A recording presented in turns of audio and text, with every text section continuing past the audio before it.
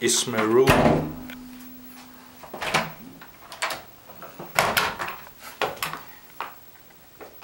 Ito ang banyo.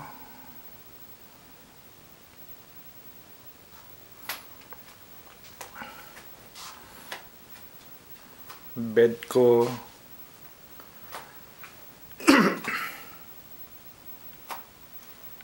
Table. Tapos bintana nasa labas. Yan. Shelf, wala pang laman. Yun. May helmet pala dito, pero hindi to pang motor. Pang lindol to. Room 412. Tas TV. Ang TV nila dito, may nakakabit ng video player, pero VHS pa. Yan o. Wala na nga nito sa Pilipinas eh.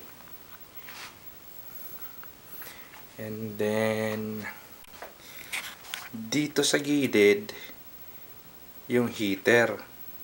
Pero walang humidifier, kaya natutuyo ang ilong ko. Yan. So, this is my room.